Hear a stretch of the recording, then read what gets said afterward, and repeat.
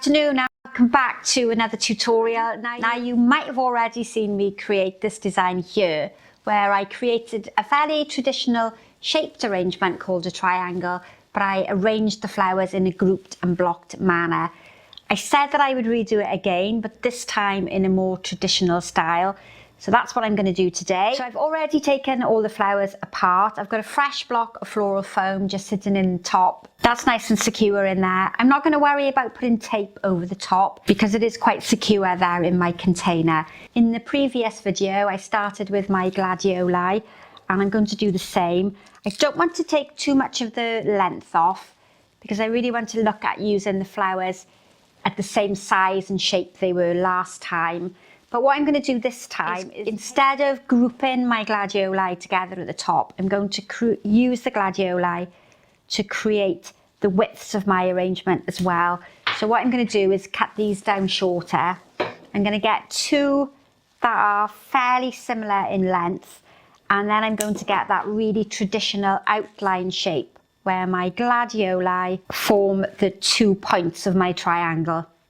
What I don't want to do is bring them out in this really severe shape like this.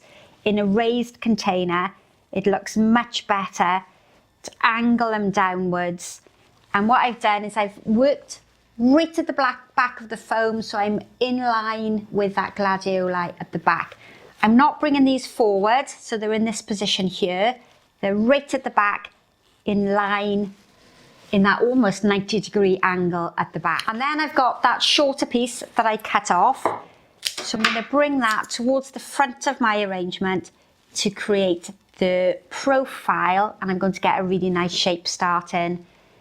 At the moment it's flat, but we can work on that as we build up the design and we add in all of the extra elements.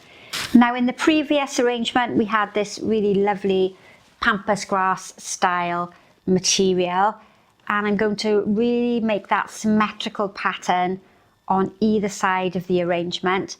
I'm also going to pop one in the middle, and the shorter little bits that were left over I can bring more towards the front.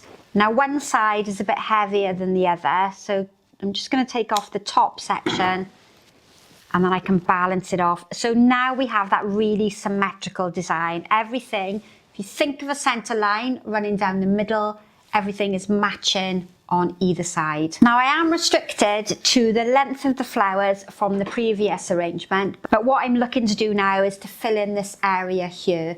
So let's try and find something that's quite long. Then I want to match that on the opposite side with another rose. So this is the nearest I'm going to get to a matching flower. That needs to be a little bit shorter to come in on the opposite side. And if you've never been able to sort of understand symmetry before and visual balance, then this is a really good representation. If we split that design down in the middle, I'm looking for an identical version on the left to the right. Now I do have a yellow spray rose. That's a little bit taller, so we can raise that up in the middle. That will help bring a bit of the yellow colour towards the front. And then what I'm going to have to do next is I've got this one spray rose, which is a cluster of 3, and then I've got several single pieces of the roses left. So I'm going to have to group these together to almost replicate the one stem that has several heads on it. And I'm going to bring these lower down a little bit closer to the middle so that that colour, that yellow colour, is more evenly distributed. Now of course if you haven't got matching flowers like me, then you're just looking to fairly evenly distribute the colour so that one side of the arrangement is fairly similar to the other. But I've hopefully achieved quite a good balance there in the arrangement. Now I do have some of the Chante berries which are quite tall, so these can work to mirror each other on both sides. And because I only used 3 in the previous arrangement, I'm going to work this one towards the front alongside that gladioli. So it helps to give me a bit of profile.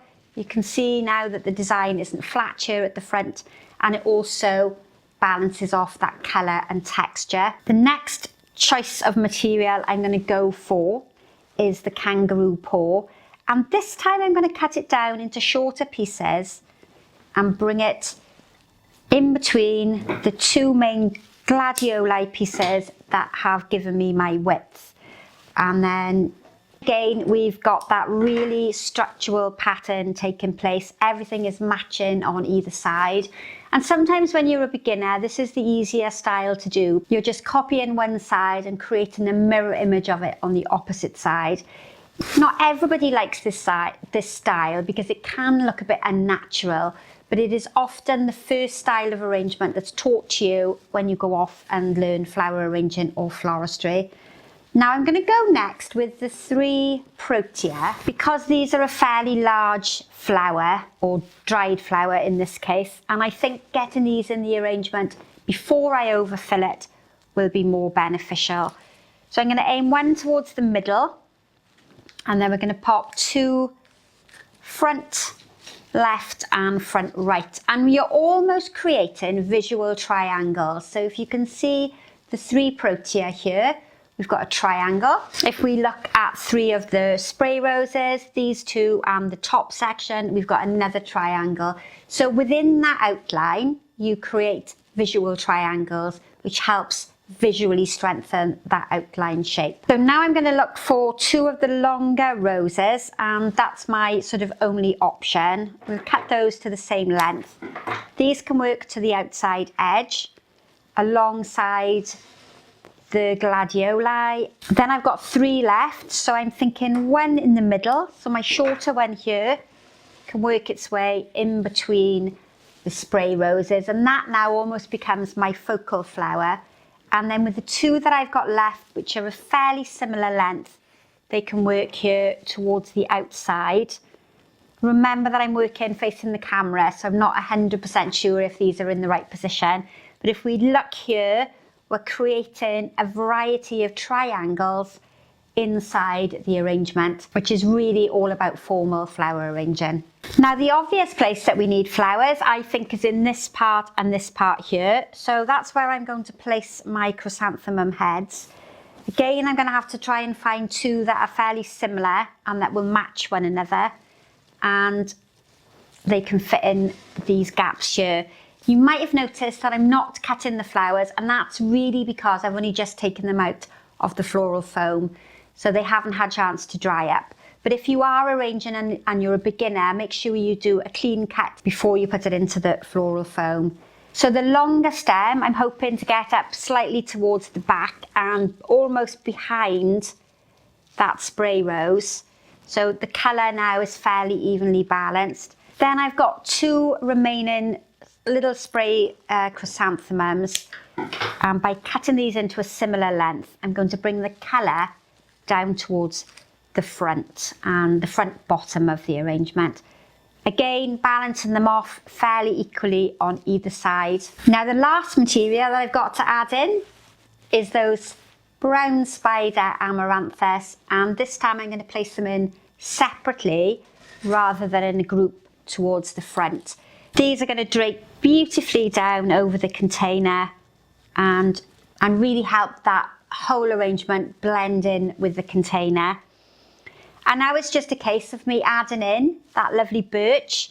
So I've only got a few pieces of this.